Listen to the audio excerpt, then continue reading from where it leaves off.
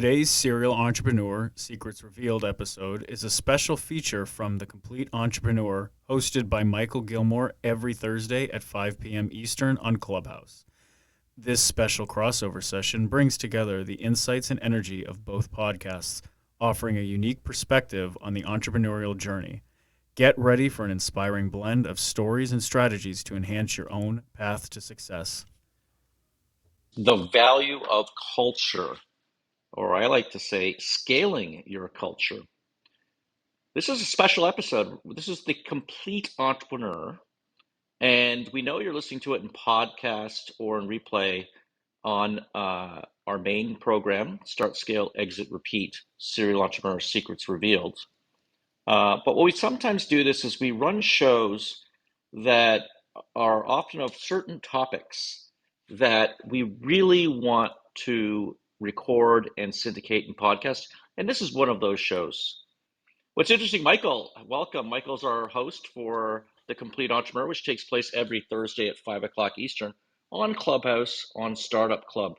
Michael, it's interesting that we're working on a project at Startup Club, which we have two individuals who are an AI master's program, and they've taken the book Start, Scale, Exit, Repeat, and they put that into a database, and you can look at it at startupclubai.com.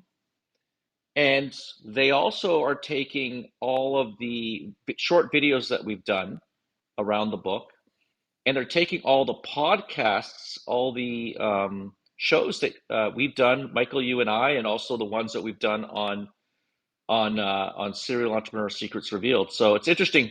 So you'll be able to go to this AI, and with this data set, you'll be able to request, or ask a question like, how do I exit my company? And it's not going to pull from the world of ChatGPT. It's going to pull from the universe of Startup Club, which I think is a different type of universe, Michael. And we have a different culture. What do you think? Yeah, I think that's really fascinating. First, let me just say, Colin, it is wonderful to be here once again on The Complete Entrepreneur. And it's a show where we discuss, what does it mean to live the life of an entrepreneur? And we tackle all sorts of different topics, from how you can hire the best, dealing with a sinking ship, making hard decisions, all those sort of things, but more from not just the business aspect, but the personal toll that takes on the entrepreneur. And today, as you just said, Colin, we're looking at the value of culture. And I think it's going to be very interesting to see how that AI, I don't like to say experiment, I think that venture is going to go. Because is AI, Colin, is it just about just data, or is culture just about data and things like that? Or is it about people? What is it about? Can we Well, I mean, it covers everything. manufacture culture? Yeah, look, it covers everything. And I don't think we can. I think the culture comes from the entrepreneur. I believe that the entrepreneur sets that culture.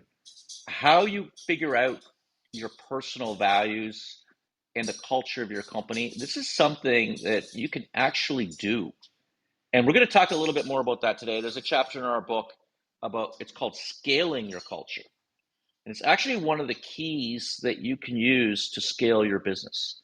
And we're going to talk a little bit about that today. But I don't think AI can help. I think it's all about people to people. I think it's all about values within an organization. I don't think you can go to AI and say, hey, write my core values of my company. No, it's about who you are as an individual, and who you want to become, and who you want, what you want your company to become as well. So definitely not an AI thing. And by the way, if you're in the audience and you have a great story about how you shared your culture, or how you developed your culture and you made it great, or maybe the culture wasn't so good and things didn't work out either, we'd love to hear from you. Tara, welcome on stage again. Yeah, it's wonderful to hear from people, and we'll hear from Tara in a second. I think the thing about culture is a couple of questions is to where does it come from? Where does the essence of culture come from? And how can we instill a culture which then creates an environment of success for our businesses? And some people say, "Oh, it just happens." No, it doesn't just happen. You've got to really think about it. Yeah, and you've got to think about it, and you've got to plan for it. But I think that the interesting thing, Colin, is where does it originally come from? Where does it originally come from? But I want to come back to that question just after we hear from Tara. Tara, the value of culture, is it really important, Tara? I think it absolutely is. And I also think that it's something that a lot of folks don't understand what culture really entails. And so I've heard a lot about shared values. It's everywhere. Every company is scrambling to put something out there, even when they haven't really figured it out internally.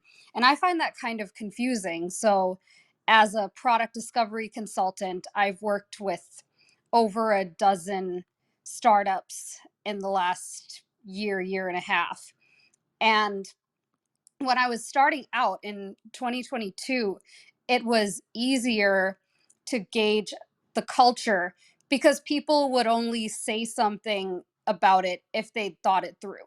Versus now, there's this pressure to have something to say, but people don't really understand how to think that through.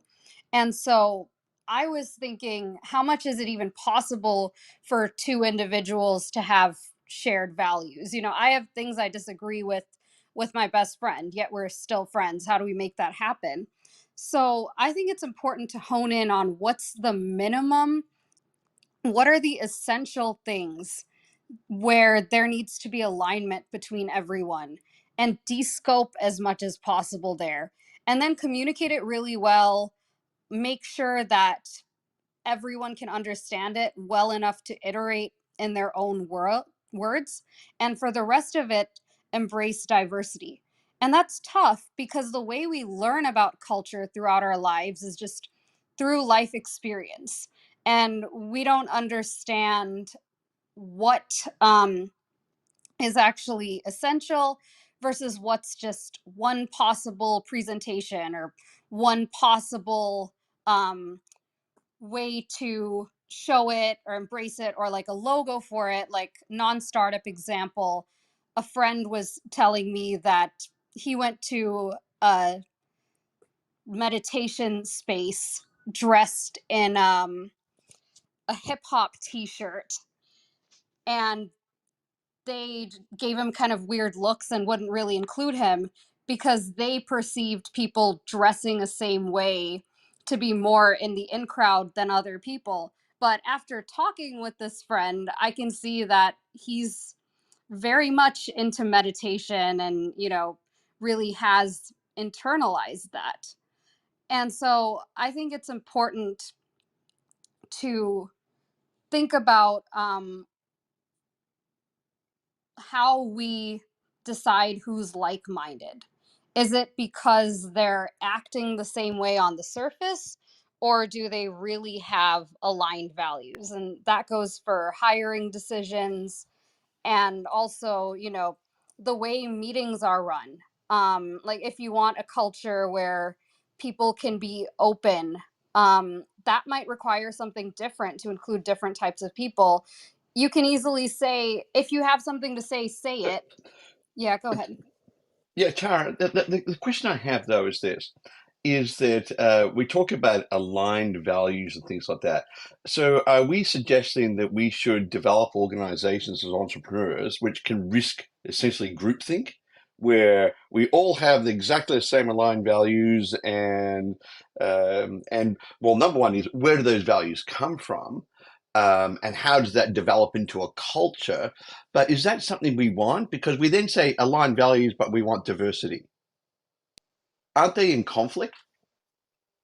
Thanks for bringing that up, Michael. Yeah. So I think that groupthink happens when people only include or hire people who are similar on a more superficial level. So, grew up in similar areas, went to similar schools, and have the symptoms of that. Like, talking in a similar way, in a way where they But feel hang on a like, second. Tara, I go. Sorry, I'm pushing you a bit on on this, but I went to school with my best friend. He mm-hmm, works for me, but he mm-hmm, thinks completely differently from me. awesome. Yeah. So why would we say that people who come to the same area, same sort of schools, you can risk groupthink and all that sort of stuff? When I think about even I also have my brother-in-law who works with me. He would be in my same sort of cultural circle, but he thinks even further away from me. So what is it about culture? Um, And where does the culture come from? Like, what is this stamp on a business, which then permeates the organization, that creates a culture which can embrace the diversity you're talking about, while at the same time it has a uniformity of approach and things like that. And I think it's one of the challenges of entrepreneurs is where does it come from? How do we foster the good, and how do we go along and, dare I say, push out the bad sort of aspects of some culture? I appreciate you bringing all of that up. Yeah, I'm So, just tackling you here, Tara. I really like when And I imagine people Colin's going to jump in a second too. Oh, I want to jump in, but I'm holding back. I like when people dissect things like this because it can sound confusing and counterintuitive. And so when I was talking about aligning on a small, minimalist amount of things, the kind of things that I was referring to are things that are absolutely essential for the mission and vision of the company to work. When you think about, like, for startup, if you're doing a Railsware template or like lean startup canvas, whatever you use, um, those minimal things, and some of them are more important to the culture than others.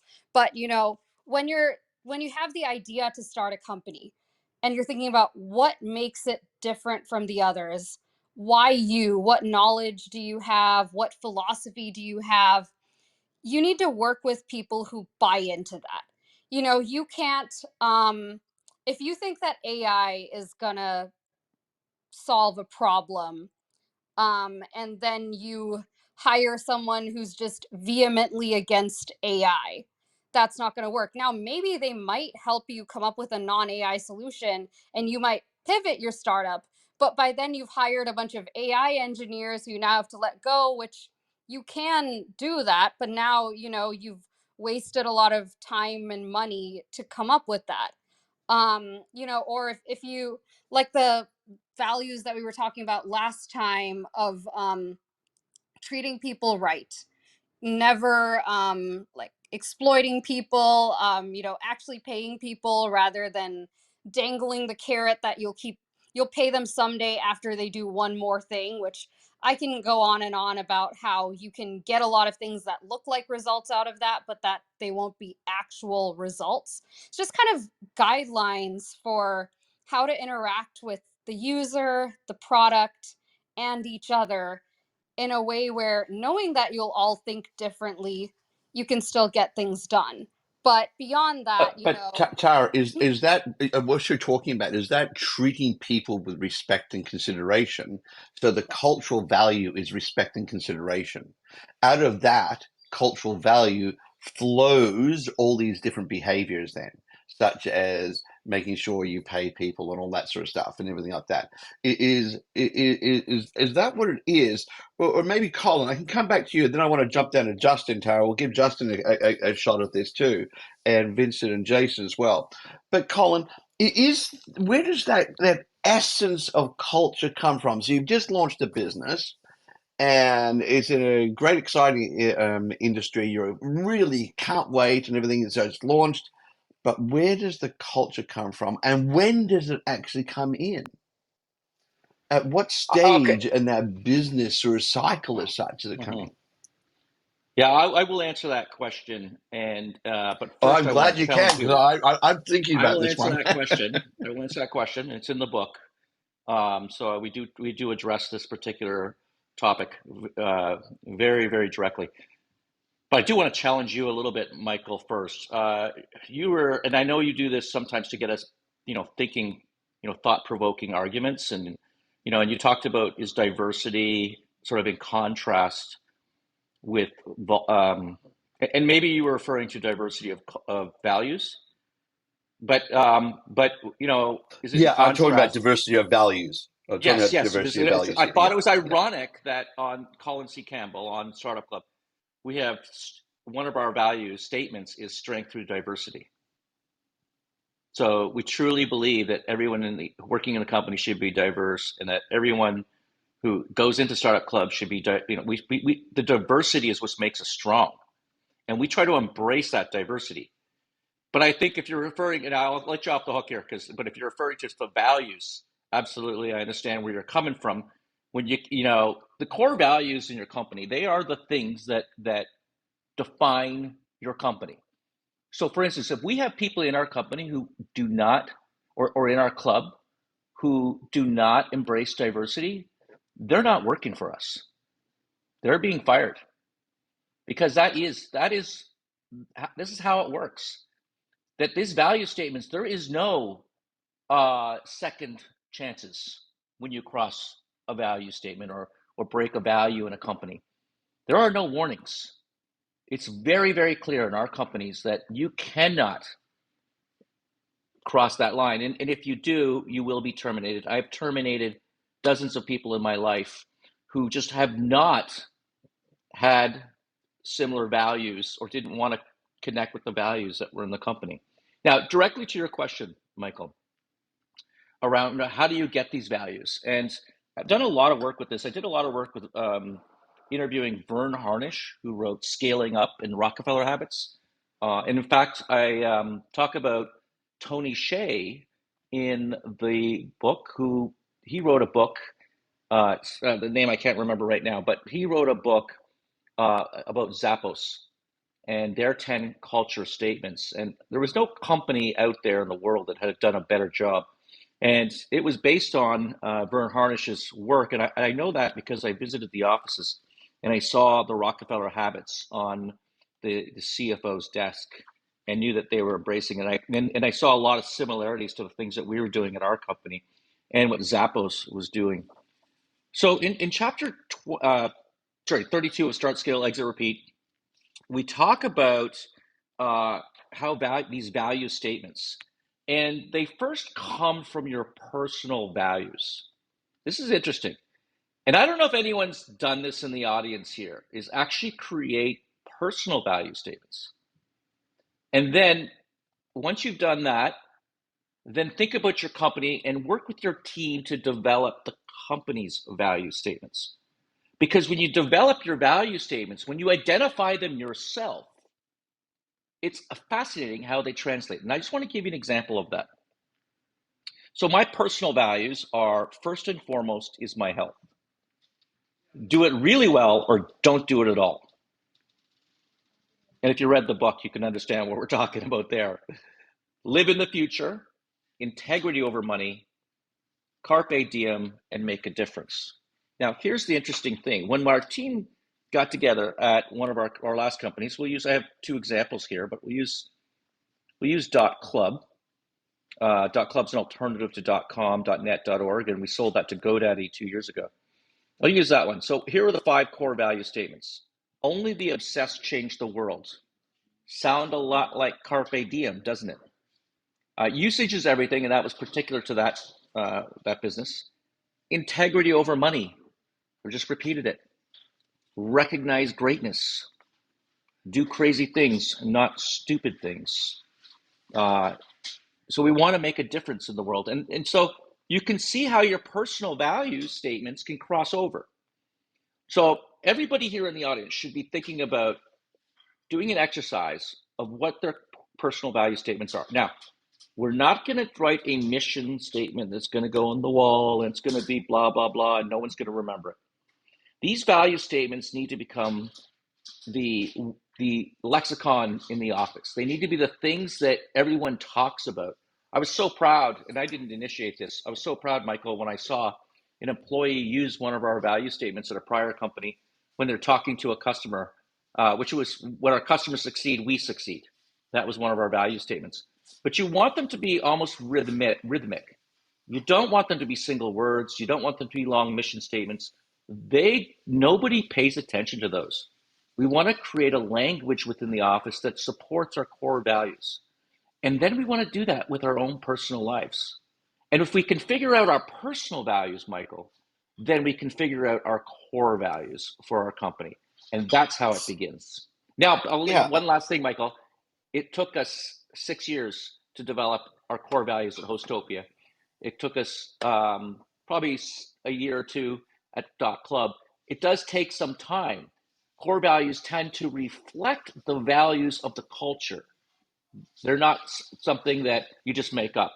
So sometimes the culture has to sort of evolve a little before you can slap those core values or put those core values into place. Yeah, but Colin, does the core values reflect the culture, or do the core values and the culture reflect the So entrepreneur? think of core values like a bowling alley. And you know when your kids go to the bowling alley and you put the guards up, the guardrails? Yeah, That's what you're I doing know here. those. Those Yeah, are the rules of the game. Those are the statements that you make that defines that culture. The yeah, but hang culture on, is I'm gonna push you around a little bit now. I was pushing Tara around. I'll push you as well now, Colin. But ultimately, though, um, the guardrails, as you call them, which is the values of your business come from where? Do they come from the entrepreneur, or do you wait 6 months and hopefully have like a big team meeting? What are our core values and all that sort of stuff? Like, where do the core values of the company actually come from? And I think you tapped into something which is quite interesting. Then I really want to get Justin's input yeah. on this. The Well, no, fact you're that not as challenging me. entrepreneurs, You're not as challenging me. You're agreeing with me. I told you. yeah, I but mentioned but that core values do come from the entrepreneur, from the leaders, but they can okay, so sometimes if be molded by other leaders in the organization as well. so is that a case of seek first to understand thyself before you understand your business almost? It's like understand who you are. What it is that makes you as an entrepreneur tick on the inside? What do you value more than anything? And you'll find that that begins to flow out in the organization. It's almost like osmosis. Is that what you're suggesting? Yeah, yes.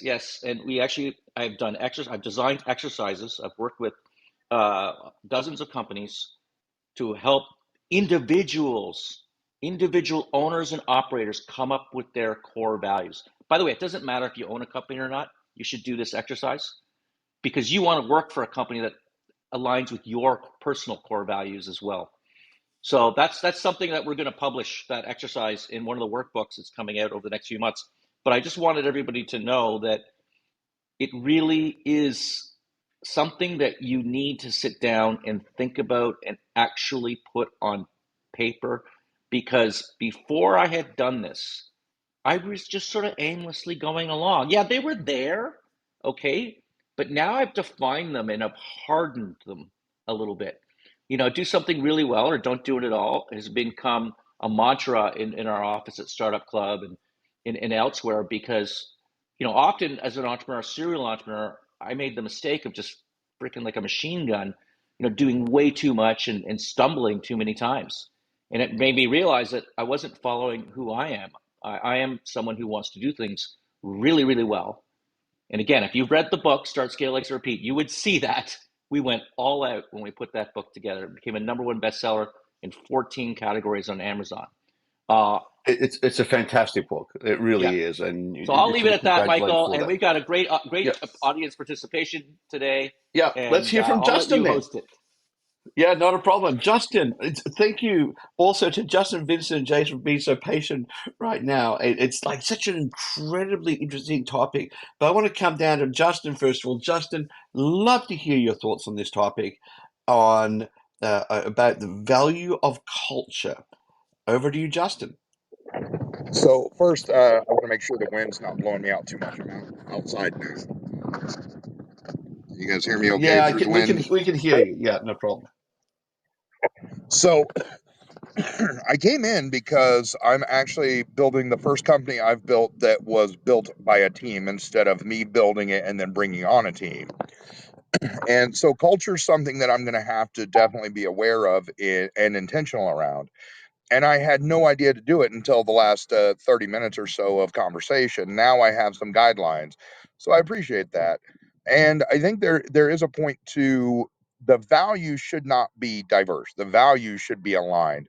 Other aspects should be diverse. That would be my 2 cents. I'm Justin with the Orange Beard, and that's my time. Yeah, the values should be diverse, but they should be aligned. Is that what you're saying there, Justin? Did I get you right? I think the values should be aligned. I don't think there should be diversity in values because a diverse value. Now, there might be prioritization of one value over another that differs, but the actual values themselves should align because diverse values means opposing uh, interest, opposing outcomes, because the diversity of a value of inclusion is exclusion. Yeah, that's an interesting one. Yeah, diversity of values. Uh, is that good or bad, or they should be aligned? So there's, I find the whole concept of where values come from and where do they originally originate from. For instance, we look as entrepreneurs. I was suggesting that it flows out of the entrepreneur into the organization like osmosis, and there we go, we develop a culture. But the question I'm also asking is, where do my values come from? Like, how do I know my values are good values for an organization I'm building? How can I question myself and sort of say, are my values good values to flow outwards into my business? And what right do I have to go along and stamp them on everyone else and say, these are the values now of the business, and you need to go ahead and abide by these? R- Interesting questions, because it's something I must admit. One of the things I love what Colin said is that um, as entrepreneurs, we need to understand what our values are, but also where did they come from? Where do they come from? For instance, a classic example would be when I look quite often at your childhood, does it to you? When I look at my childhood, there's various books that I read that really impacted me um, uh, as a young man and as I was growing up and everything impacted me because I began to explore values. Some of them were like science fiction books. So the book Dune, for instance, and the movies coming out again, the second part, all that sort of stuff. The main character in Dune and some of the concepts in that book really impacted me. Is that where my values came from? So Frank Herbert, the author of Dune, had an impact on me, on my values. Should I then give Frank Herbert that ability to have that impact on me? Is that a wise decision to make? Interesting questions. Where do our values come from, and how do they overflow into culture? Let's just come down to Vincent here. Vincent, it's great to have you back here on the Complete Entrepreneur. I'd love to hear your thoughts on this topic. Over to you, Vincent. Where would you like me to start? Oh, right at the beginning. Value of culture. Well, number one, I think culture is our most valuable commodity, only second most valuable commodity, only second to time. And as far as diversification goes, I put it down in the chat that I believe that diversification, or opposition rather, breeds innovation, which in startups, innovation is crucial. Absolutely crucial. Like if you're not innovating, what are you starting up that's so different than others? What are you founding that you found that's different than something that's come before you? What are you doing differently? Right? If you have everyone who has groupthink, which I'm not a fan of groupthink in any facet, um, because it doesn't Hang on, allow. Vincent. I've got you. You just said in 4 sentences a stack of stuff. Which, oh my gosh, like, what are you founding or what are you finding in your business which is different, innovative? So what you're suggesting is the values, the tension between values then, and the tension that creates a culture of innovation. Is that what you're suggesting? Yes, in part, but also in part, if you're a founder of a business, you found a means to do business differently, right? You know, Yeah. you like so if you want to do business differently, just as Justin was mentioning, he has built this business with others. He hasn't built it by himself and then hired on others. And I've been keeping up with Justin and the progression of his business, which I'm very proud of you, Justin, by the way.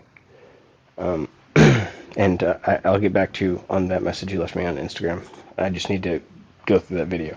Um, but it is absolutely, I find it to be, it's my opinion, imperative that you have, you know, they say opposites attract, right? In relationships and so many things. And relationships, you can take in many different, like, what is the word I'm looking for? Entendres. You know, you can think of business relationships, relationships as in, you know, partners, both strategic and in life. And it's just, I find it to be really, I think it needs to be at the core of any startup that you have people that will challenge you, just as you've been challenging other speakers on this stage. That's a couple cents for me. I don't know if it makes any sense. May make nonsense, but I don't think it makes no sense.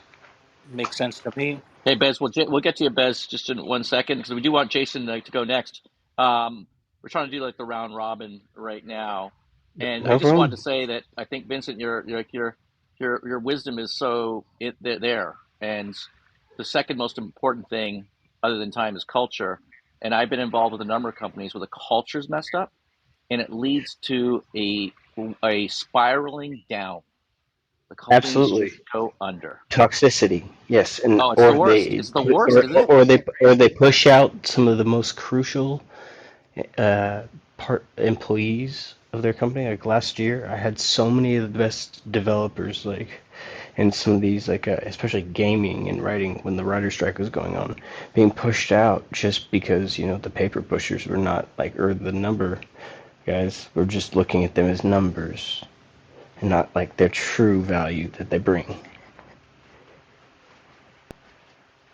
All right, sounds good. So, Jason, we wanted to hear from you. Thank you for being patient, and Bez, thank you for being patient as well.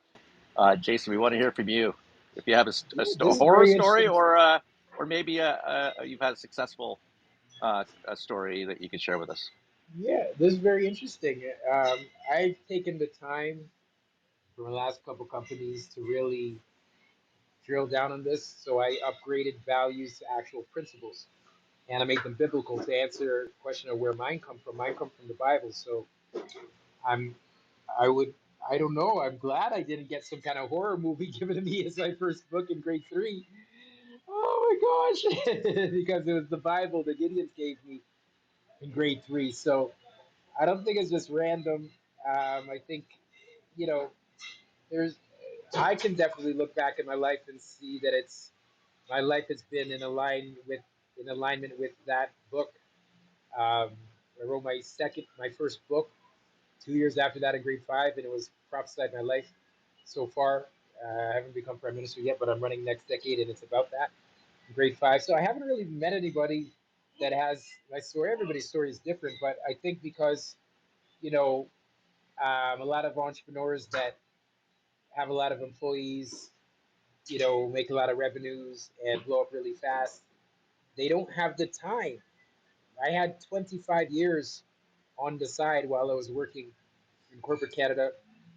So I had all of that time to write out all of these inspired poems. And I put together, when I got let go from my job, that's when I became full time in the pandemic. And I put together all of my writings and I looked at all of the values expressed in everything I had written as a poet, and I pulled out 7 principles, and I said, hey, these are biblical. So those are my corporation's principles. They're beyond values. Like I asked my mom, she worked for Bank of Montreal like 30 something years. I said, do you remember its corporate values? No, they weren't that significant, but these are significant. They're in a book course, and I make people do the course to have a chance to work with me. I did make an exception for my first hire that I met on this app because his English isn't great. Um, he lives in Mumbai, but for other people, they actually have to win a scholarship to get hired. And I followed Bill Gates' advice. Actually, what he said he'd do if he had to start over. I worked at Microsoft, and he said that he wouldn't start so young by dropping out. And then the second thing is he wouldn't have any full-time employees. So I won't. Even my wife won't be full-time. I don't have a co-founder. So I've had the time, without a lot of sales. I've had the time to really drill down, and then that's a gift because I think you could, like for instance, like when you're really getting and making a lot of money, like we had this in some situations in some companies I worked for, there's just not the time. We had to hire so fast that we were taking people straight off the street because we had to, so big such sales. Not my company, but when I worked at Fleet Complete, another software company at one point. So there wasn't time for people to learn the corporate values. It's just like, hey, can you take an answer call? Our call handle times are too long. We don't want to lose our contract with AT&T. So I think having the time to delve into these things as a founder is a huge, amazing blessing that I've had. Sometimes I've lamented it, not even having a spouse or a co-founder all these years, but I think I'm the only one that has a business model where you have to pass the course the founder wrote over 25 years of his life just to get a chance to get to work with them. So mine are nailed down. That's awesome, They're biblical. Jason. We appreciate this, Yeah, Jason, yeah. and I think Canada needs some culture upgrades. So looking forward to seeing your political career advance. Michael. Yeah, absolutely. And Jason, I think you bring up an interesting concept, Jason. And the concept is, do our values as entrepreneurs actually come from uh, established texts, I'll call it, long established texts? And do they come from our parents? Do they come from our grandparents? Do they come from from all these different sources? And that's ultimately where our values come from. Are we deliberate about choosing our values, or do they just happen to us? I think that's the other question I've been asking. Are the values that I have for my life, and also the values which then flow out into my businesses, do they just happen to me? Or did I make a decision for them to happen to me? And it's funny, as individuals, we quite often herald the I make decisions for my life, and that's why I want to be an entrepreneur. Do you really? Or have people put the decisions on you and you didn't even realize it? Or did they flow their values into you and you didn't even realize it?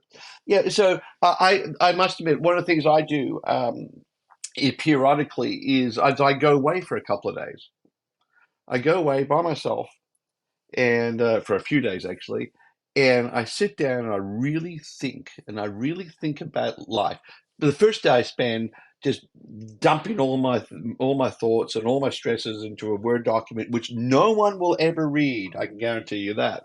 Like just dump it all out there, and once I've got it all out of the system as such, I begin to really think about the deeper things of life. I begin to think about my values. Where did they come from? I begin to think about what's really important to me. I begin to think about, okay, I've got a culture inside of my business, and it could have been a business you didn't found, but you actually acquired. How do you change the culture of a business? What do you need to do? How do you reset the culture? Let's imagine the previous founder was a megalomaniac, and you've now acquired the business, and you need to reset the culture. or would I say megalomaniac? It could have been that they were so detailed oriented, they were a micromanager. But you want to go and have a culture where people feel empowered. Yeah, so it's how do you reset the culture? There's all these questions which really come to my mind, but I'd love to hear from Bez. Bez, welcome to the stage of the Complete Entrepreneur, where we try to tackle some of these difficult questions and dig into them a little bit in the hour that we have. So, Bez, I'd love to hear from you. Thank you. I'm glad that you said they're difficult because they are. And there's been some great conversation. I don't know if it's Vincent or Justin about groupthink, but culture will look different from what Colin was talking about a startup, and that it takes some time. Absolutely. Versus 100-year-old company, their journey is further along and may have looked different. And that's why for me, when you use, if anybody uses the word best practices, I sort of cringe, because what may look like best practice somewhere else, it has to be modified in my environment, right? And I'll give you a quick example. I worked at a faith-based health system and academic setting, and probably the only place I can still remember their mission, which was the teaching and healing ministry of Jesus Christ. The only one is pretty simple, and it was prevalent over the 100 years they've been in existence. And then they try to go through the exercise of, now we're going to state our values, and they go through the whole thing. And some people felt included, some people didn't, and but so what? They came out with their stated values. 100-year-old organization, you know, is going to have some different dynamics in a startup, right? Because there'll be subcultures within the culture, right? And sub values within the values, right?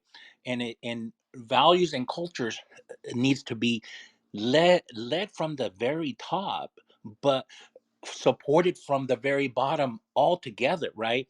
Because if you have a leader that rolls their eyes on one thing, you're toast, right? Because people real that has sent a strong message. If you're a company that you're a leader and you send your employees messages at 2 a.m, you have set a value which has set now a tone for the culture.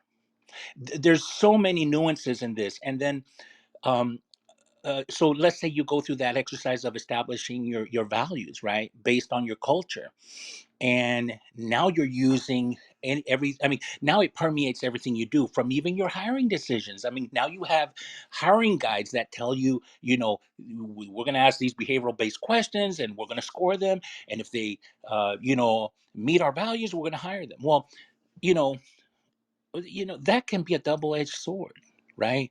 Like, what if you end up hiring all the same people that not the same way think the same way? That becomes a dangerous place, right? Innovation on one side, but then on the other side, very exclusive, and it can be very, and it can, with a leader, can really go down a dangerous path, and there's other things that will come out of I won't even get into. So it's a lot of ebb and flow, and when I say it's green, it may be black, and when I say black, it may be green. It is so hard to nail down, but it is something that is a continuous journey and worthy to keep working on, and keep trying to make sure you're developing that environment, that is what you're trying to, that culture you're trying to establish, that is challenging, yet you know where you want, what is the culture you want to set, yet also be open to hearing other voices that may not agree with you, right? So that way, that when you're in the room, it's not diversity, but diversity of thought that you have in there, and you can do beautiful things in that. So I'll just land my plane there. It's a worthy journey. I don't have an answer. Every organization's different. Yeah, Bez, look, that was really, really interesting, like what you were sharing just then, and appreciate your thoughts on this topic. I think the interesting thing, I'd like to come back to yourself, Colin, on this, is it's almost a juxtaposition between values and culture. And I want to push it to the next level, is If you as an entrepreneur have identified your values, then how do they impact the culture of your business? And what happens if you discover, hey, you know what? Maybe my values weren't that good after all. How do you then change the culture of your business? So let's imagine you have two partners, and they bring two sets of values to the organizations. And as I used the example before, one is incredibly detailed oriented, the other one is very visionary. And uh, so these two sets of values, as such, are going to permeate the organization. So now one of the partners goes off and it retires. So the partner that's visionary is left. And now he's got a culture which is a mismatch of detail versus visionary, and like how should you reset the culture? And if you're going to reset the culture, how do you reset the culture, Colin? Like what is it that an entrepreneur needs to do to be able to move their business forward, and take those following steps? Okay, I will answer that That was question. a mess of a conversation. I will I answer said that question. that. No, I'll do it. I'll do it. I'll do it. Bez, I like your continuous learning. I think it's evolving. It never stops. It never stops. The culture does change. I'm involved in about 20 companies, and one of them we just changed over because the culture was absolutely toxic. I think Vincent brought that up, and and it began losing a lot of money in the millions, unfortunately, 2 years in a row. And so we changed the leader, and we had our first meeting, our strategic planning session in January, end of January, and I can't tell you how happy the leadership team was after we made these changes. And a lot of it wasn't because of we're going to implement this strategy or that strategy or this. It was because there were some culture changes. And I'm going to be careful here because we haven't defined the new culture statements yet. I will say that, there was a lot of sense from a lot of the leaders that they had ideas that no one listened to them. And so we know that as we go forward, we're going to hit that nail on the head. We're going to address that. We're going to make certain that we have a culture statement that talks about everyone's ideas are great, or we'll listen to everyone's. I don't have them worked out. We come when we're doing this live here. We're a community. You can tell, right? We're a community of startups trying to come together and figure out how we can be more successful and help others and change the world.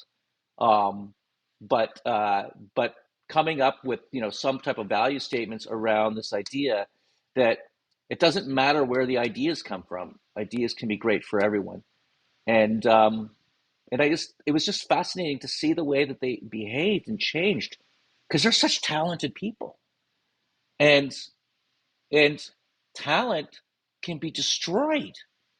It can be toxic. It can be destroyed by a bad culture.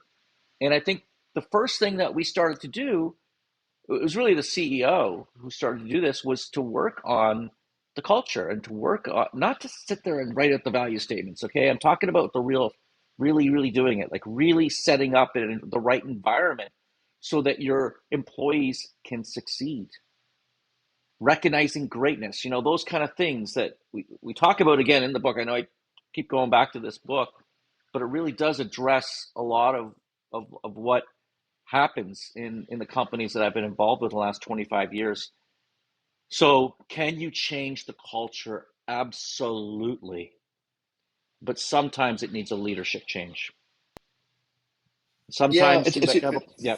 I agree with you, Colin, on that. Sorry, I interrupted, Oh, and Colin. sometimes if you have a partnership, it means the separation of a partnership. Michael, and I want to hand it off to you at that point.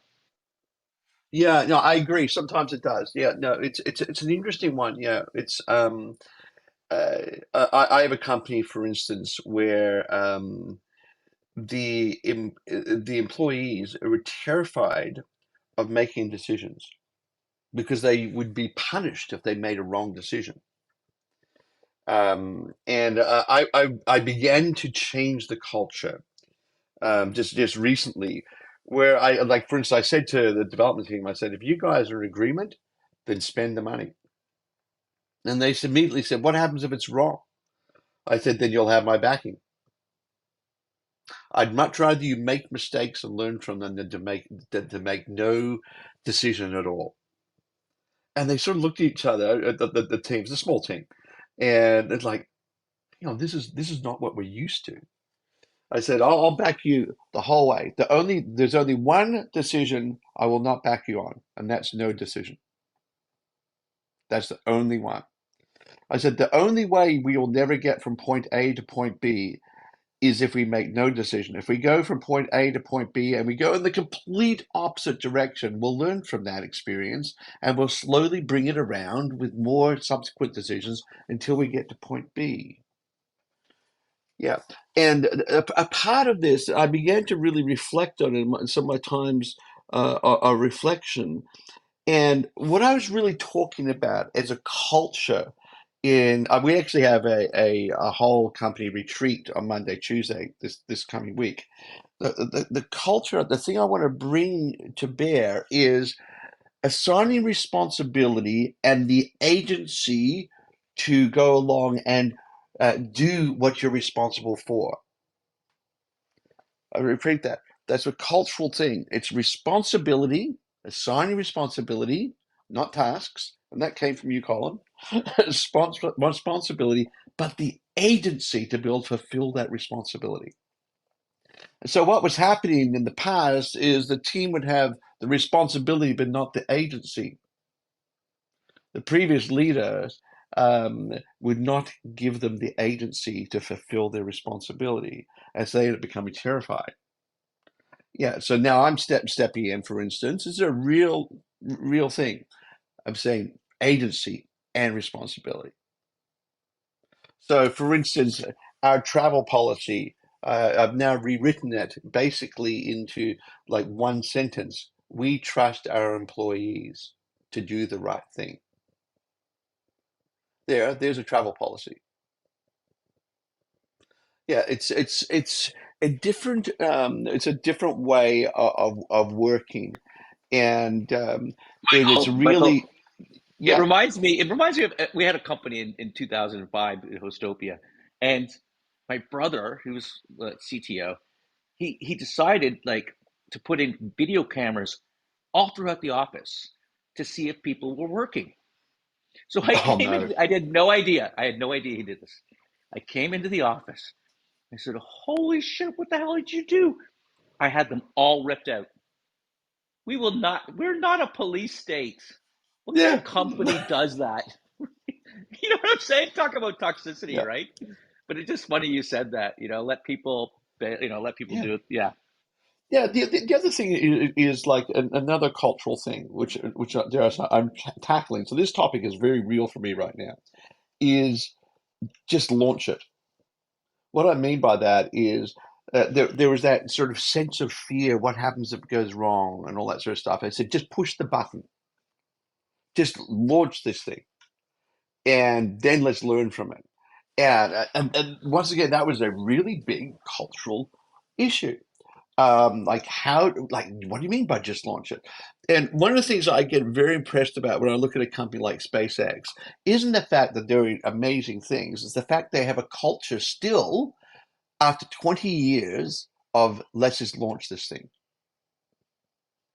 And against incredible adversity. Like you think about it, like the press when they first launched the first big Starship down in Brownsville, it blew up after a few minutes into the air, and everyone. I just love the culture. All the press was like, "Oh, Musk blows up another spaceship." Ah, ha ha ha ha. But then, if you look at the control room, the entire control room and all the employees standing outside and everything like that in the control room were all cheering. They're all cheering because the culture somehow it was permeated, was one of, wow, we did it. It got past the tower. It didn't just blow up in a launch pad. So then they launched another one. and it went basically just about went to orbit. This, by the way, this thing is 3 times bigger than the Saturn V that took the astronauts to the moon. 3 times. So it's massive, right? So they launch it, nearly gets into space, and all the press was out there saying, "What a disaster! Oh, this is the most ridiculous thing," and all that sort of stuff because it blew up. And once again, you take a look at the control room, you take a look at all the employees at SpaceX, and they're just overjoyed because they met their goal. Their goal wasn't to get to orbit, the goal was to get to a particular point in the flight path. And they did a whole lot of learning from it. So the next time it's launching in March. There's the third test going up. And they've now stated categorically, yes, they get into orbit this time. The biggest thing mankind's ever thrown into orbit. Like to have that culture of risk taking for entrepreneurs, and then to reward people to the point of they just blew up this $100 million rocket, and everyone's cheering. Like that, to me, that is the essence of why I say a company like SpaceX is going forward like you wouldn't believe, versus other companies, they're languishing. Yeah, they're really languishing. It's how do you maintain a culture? Because I think, Vincent, you brought up the fact that the bean counters get involved and they say, "Oh, look, we could save $100 million by not blowing up this rocket, and we could do this, that, and the other, and put all these things in place and all that sort of stuff." And the bean counters get involved, and before you know it, you no longer have a company. Exactly. Sorry, Vincent. No, I don't mean to interrupt it. Just you're saying something that's rather important to me. Yeah, yeah, So another thing, if you bring up SpaceX, and let's not talk about like who runs it or whatever. I'm not going to get into that. But, however, I will a little bit. So, the owner of the company, his heroes, Buzz Aldrin and Neil Armstrong, were literally, when in the beginning of this, they were just ragging on him to a level that was just they're toxic. disparaging. Like, I couldn't believe it. Like, Yeah. it's just like, wait, this is a person who's like, like it might be different than what you're used to, old guys. But guess what? Like, think differently. Best marketing campaign there's ever been, right? Well, that's my opinion, at least. The Apple Think Differently campaign. Absolutely. But like, I personally kept the Einstein resting his hand on his head from 2008 to 2012 as my background, and again from 2018 to 21, just to remind me to think differently. Because, well, when you're congruent with everyone else, you're not really doing things that really stick out, and especially in a startup, that's precisely what you want to do. You want to stand out from the rest of them, right? And I just have to say, yeah, the explosions, which I rather love explosions when they don't hurt people. They're awesome. Um, uh, you know, movies, or if the targets, yeah. But really, successes, or what is success, right? They say fail, fail, fail, and fail some more. That's truly what success is. Is one of my thoughts. Truly, because if you don't, and what you said, Michael, I just launch it. And you know what? I'm right at that point where I'm about to launch myself a C Corp that I've built myself since October 1st, 2018, working 12 to 20 hours a day, minus 59 days, which don't do that. Please, everyone listening, don't do that. Like, not like I'm trying to keep it for myself, but just like, don't do that. It might be damaging to your health or psyche. It wasn't for me because, well, no one, like they say about CEOs, no one will ever care about your company as much as you do. And I find that to be paramount that you do. Obsess over that company. If it is something you're founding, that you've found, that's different, that you find it to be like great enough that you're going to go out and stick your name on it, put your neck out, and do what you're going to do. Don't listen to the birds. Be you. Everyone else is taken. That's Oscar Wilde. I completely agree with you, Vincent. Yeah, like I think the thing is as we discussed, and just to wrap things up, I can't believe the hour's gone already, Colin. But to wrap things up, is really identifying what are your values. Where do they come from? Are they good values? Are they values you actually aspire to yourself? And then as you launch your company, you'll probably find those values begin to flow out into the rest of the organization. If you aspire to be a very truthful person, and you've always have been and been a seeker of the truth, then it'll flow out in the company. People will begin to look for the truth in analysis of data and all that sort of thing. Um, if you aspire to go along and just launch it, then that will eventually just permeate the company. Or do you want to go along and bring a different set of values, which is unique to you? And I think one of the privileges as an entrepreneur, as entrepreneurs that we have, is our companies quite often will reflect who we are and are like a mirror to who we are. So if you have problems in your culture, then ask yourself another question is, do you have problems within yourself? And I will leave it on Spot that on. deep thought. Spot on. I will leave it on that deep thought. But spot on, spot on. I have to say. But also, Michael, that document you pour your thoughts into, you said no one will ever read. Pass it my way. I'll dissect it. No. I definitely don't want anyone to read that one. But anyway, you've been listening to The Complete Entrepreneur. It just shows what happens every Thursday at 5 p.m. Eastern Time. And it's fantastic having each and every one of you here with me up on stage. Vincent, Jason, Bez, Justin, and Tara, a new co-moderator. And of course, my wonderful friend and close colleague, and that's Colin. Colin, what's going on with Startup the Club as we wrap things up?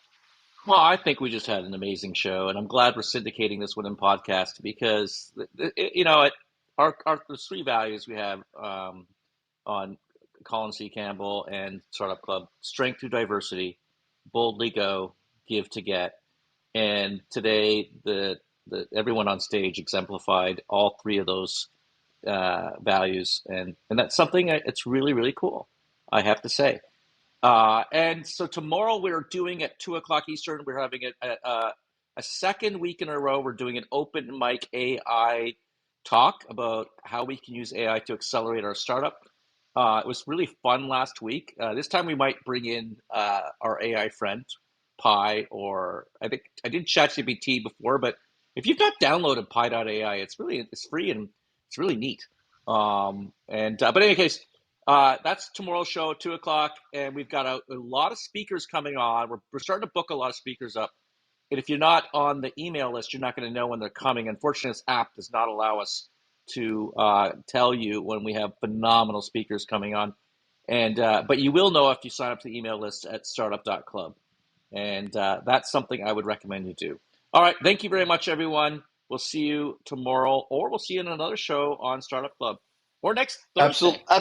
Right? Absolutely. I look forward to seeing you next Thursday. Next Thursday on the 29th of February, we'll be looking at transforming into a sales organization, growing from a product development mindset to delivering for customers.